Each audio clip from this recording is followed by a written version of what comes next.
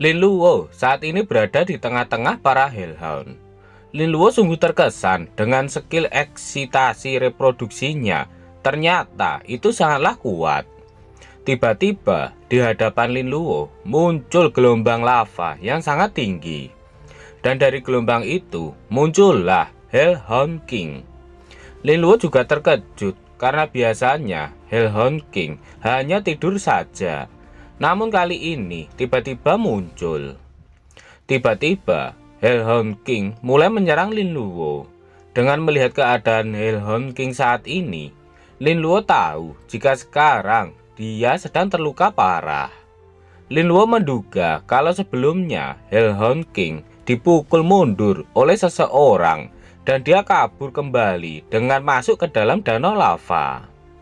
Lin Luo heran kenapa tiba-tiba menyerangnya. Namun menurut Lin Luo, itu adalah sebuah kesalahan besar karena lawannya adalah dia. Ini adalah sebuah keuntungan besar karena bos itu sedang dalam keadaan babak belur. Namun karena itu, Lin Luo dengan senang hati akan menerimanya.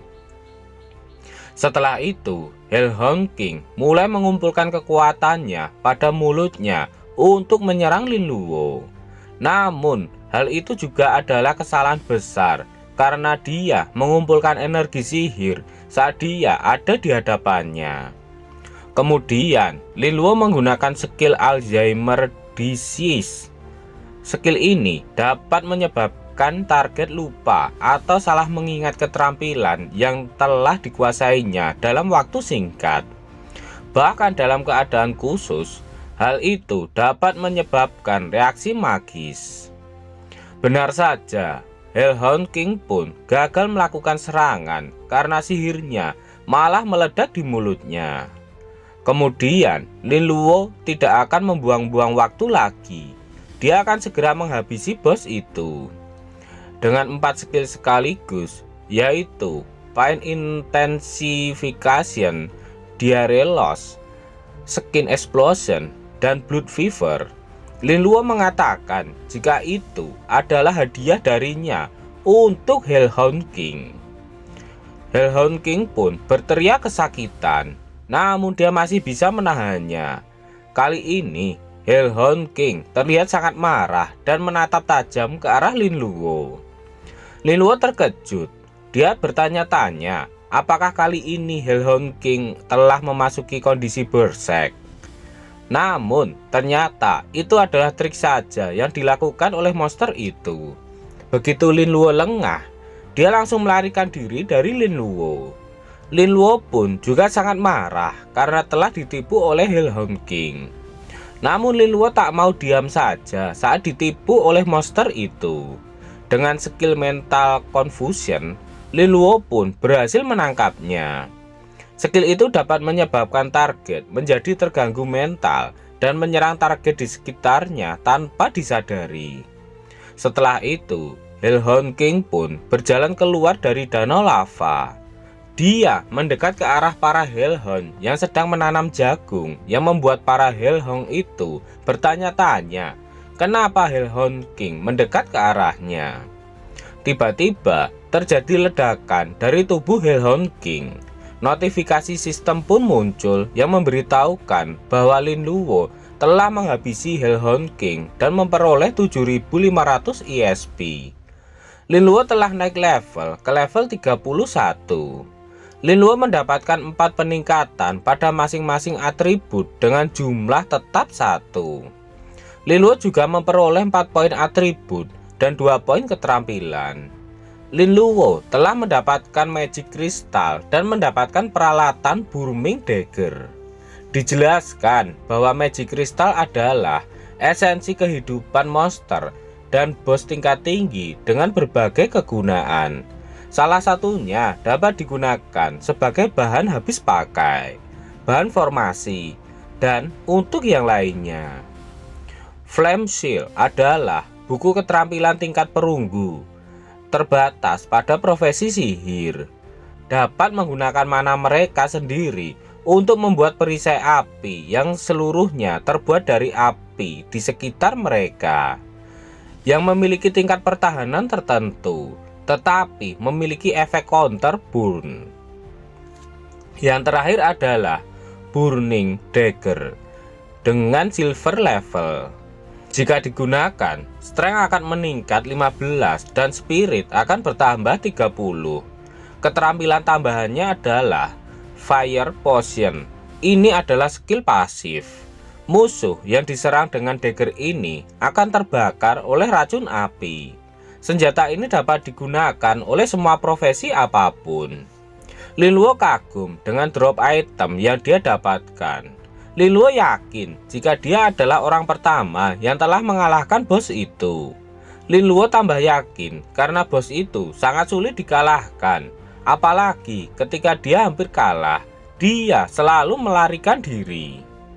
Linluo pun bergegas menuju lantai berikutnya karena hanya tersisa 2 jam saja sebelum waktu ujian berakhir. Dan dia harus segera menuju ke lantai 30 untuk menyelesaikan misinya.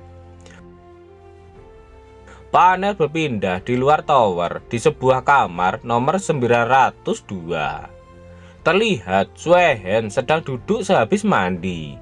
Seseorang pelayan mengatakan jika Li Mei telah menghilang setelah meninggalkan Tower of Trial, dan mereka sudah mencarinya namun tidak dapat menemukannya. Suehen mengira kalau Li Mei mencoba menghindarinya. Padahal Suehen sebelumnya sudah yakin kalau Li Mei akan menjadi teman baiknya. Tetapi ternyata dia hanyalah orang yang bodoh. Karena Suehen marah, dia menyuruh memecat orang tua Li Mei dan memutus sumber pendapatan keuangan keluarga mereka. Suehen ingin dia keluar dari Binhai dalam 3 hari.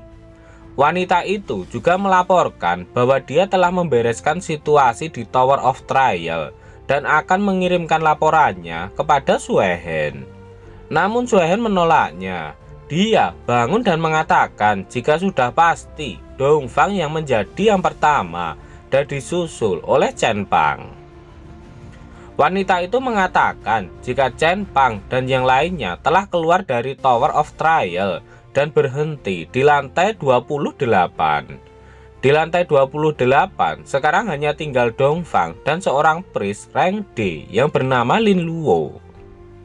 Suehen benar-benar tak percaya bahwa seorang priest bisa mencapai level 28, apalagi dia berada di rank D.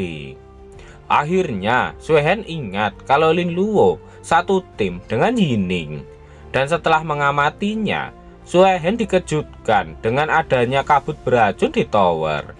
Dia menganalisa dari waktunya, kabut beracun itu pasti adalah kemampuan dari Linluo. Suehen tidak terlalu mengenal Yining, tapi mereka akrab satu sama lain. Sebagai seorang wanita dari keluarga besar, Yining bagaikan gadis biasa, tanpa niat apapun dan baik hati seperti air. Saat ini, Linluo mempunyai potensi yang besar, sedangkan Yining menaruh perhatian padanya. Wanita itu menanyakan apakah Linluo merupakan saingan kuat mereka. Suehen menenangkan wanita itu. Jika itu hanyalah sebuah kabut virus, mereka tidak usah khawatir. Lagi pula, kabut virus mempunyai ukuran dan kepadatan yang terbatas karena jarak yang mereka tempuh, sehingga sulit bagi mereka untuk sampai ke dunia luar. Namun berbeda halnya jika Linluo memiliki skill yang lebih rumit lagi. Tanpa disangka, ternyata Suehen menjadi lebih bersemangat karena Linluo. Kok Mimin merasa ada yang terlalu ke bawah ya? Ada yang tahu nggak?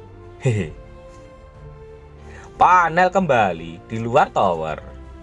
Di sana banyak yang kesal karena Linluo yang hanya seorang priest rank D bisa mencapai lantai 28. Mereka mencurigai Linluo menggunakan beberapa item khusus dan juga bekerja sama dengan Yining dari keluarga Lian.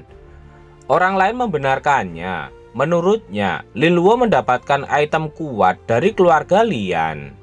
Yining kesal karena orang-orang di sana terus saja membicarakan Linluo. Namun Tan Cheng menenangkan Yining agar tidak usah mendengarkan mereka. Nona King mengatakan jika rumor buruk Lin Luo terus terdengar, dia mungkin akan kesulitan. Tapi nyatanya dia mungkin sudah melampaui murid imperial dan menjadi juara nasional. Yining penasaran dan bertanya, apakah murid dari imperial itu sangatlah kuat? Nona King membenarkannya. Dia menjelaskan jika rekor ujian masuk perguruan tinggi kota Binhai pada tahun sebelumnya hanya di lantai 26. Sedangkan ibu kota kekaisaran mencapai 29 lantai. Tapi akhirnya rekor berhasil dipecahkan oleh kota Binhai dan membuat orang itu terkenal. Namanya adalah Zheng Meishen. Dia seorang necromancer. Namun sayangnya, sesudah insiden besar terjadi di kota Binhai beberapa tahun yang lalu yang mengakibatkan Zheng Meishen musnah, sedangkan anggota keluarga yang tersisa tidak punya pilihan lain selain meninggalkan kota dan menjadi pengikut klan lain, di antaranya juga Zheng Heizhen. Yining merasa nama itu familiar baginya. Kemudian dia menanyakan apakah bibinya mengenalnya saat itu. Namun Nona King tidak mau mengungkit-ungkit masa lalu. Dengan potensi Lin Luo, ada peluang dia bisa memenangkan hadiah World Wonder. Yining dan Tang Cheng tak tahu apa itu World Wonder. Nona King menjelaskan jika juara terakhir ujian ini akan mendapat hadiah World Wonder. Tiba-tiba Bu Guru Liu menghampiri mereka. Dia tidak percaya kalau Yining dan Tan Cheng akan berhasil mencapai lantai 26. Dan akhir-akhir ini juga banyak orang yang mencari informasi tentang mereka berdua. Saat ini Guru Liu juga telah didekati oleh Departemen Pendidikan, serikat profesional, dan bahkan beberapa keluarga besar. Guru Liu memperingatkan Yining dan Tang Cheng agar mereka berhati-hati. Dengan santainya, Tang Cheng mengatakan jika sebelumnya Lin Luo juga sudah memperingatkan mereka. Dia juga akan mengurusnya secepat mungkin. Panel berpindah ke dalam Tower of Trial lantai 28. Di sana terdapat banyak monster harpy dengan level 40 dan pohon Blood Trees Willow level 42. Dan terlihat Dongfang saat ini sedang bersembunyi di balik batu bersama dengan naganya. Dia tak menyangka kalau monster di lantai 28 begitu sulit untuk dihadapi. Bahkan naganya pun hampir kehilangan nyawanya. Dongfang bingung dengan apa yang harus dia lakukan selanjutnya. Apakah dia akan berhenti di sini? Namun dia belum mencapai tujuannya. Kemudian dia mengingat sumpahnya bahwa dia akan melampaui Zheng Meishen untuk membuktikan bahwa keluarga Dongfang adalah yang nomor satu. Oleh karena itu, dia tidak akan berhenti sampai di sini. Dongfang pun mencoba merangkak pelan untuk mencapai wilayah Estot yang tinggal sedikit lagi. Jika dia berhasil melewatinya, maka pintu masuk ke lantai berikutnya akan terlihat. Namun tak disangka, ternyata ada satu monster harpy yang berhasil menemukan Dongfang. Dia kesal karena dia berhasil ditemukan, dan saat ini dia sudah ada pada batas kekuatannya. Namun tiba-tiba ada yang aneh pada harpy itu. Dia berhenti dan kemudian dia terbang kembali dengan cepat. Dongfang heran, dia tak tahu apa yang terjadi padanya. Dia mengira kalau monster itu tengah mengincar mangsa lainnya. Namun menurut Dongfang itu adalah hal yang tidak mungkin, karena hanya dia yang dapat mencapai lantai itu. Hah? Harpy dan pohon Blood Trees Willow saling bertarung? Tunggu. Apa yang mereka lakukan? Gaya helikopter? Teriak Dongfang yang terkejut melihat apa yang dilakukan kedua jenis monster itu. Setelah terus mengamati, Dongfang yakin jika itu bukanlah sebuah pertarungan, melainkan semacam kegiatan bercocok tanam. Tiba-tiba, Dongfang melihat sesuatu. Dia melihat Lin Luo berlari di antara para monster itu. Sembari berlari, Lin Luo berpikir jika nanti monster itu memiliki anak, maka akan seperti apa anaknya itu. Itu akan menambah jenis monster baru di sana. Jika tidak sedang terburu-buru, maka Lin Luo akan mendapatkan banyak EXP dari para monster itu. Dan sekarang Lin Luo akan segera menuju ke lantai berikutnya.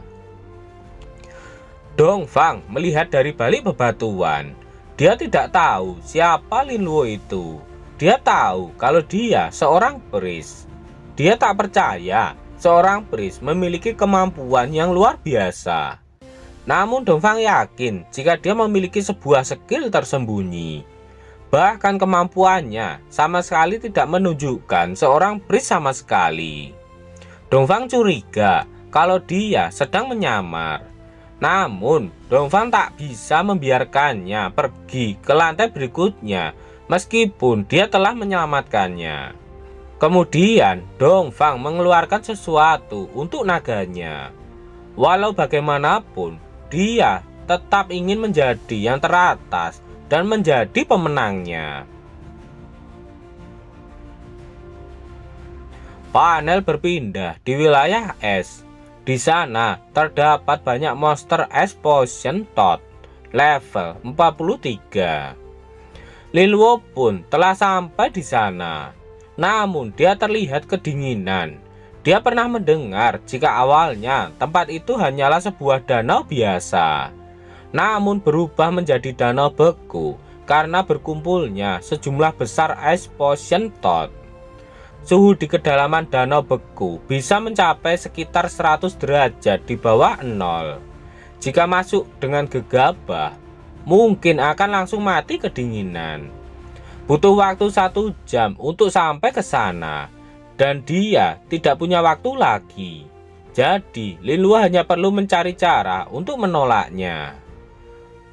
Untung saja Lin Luo mendapatkan skill dari Hellhound King untuk bertahan.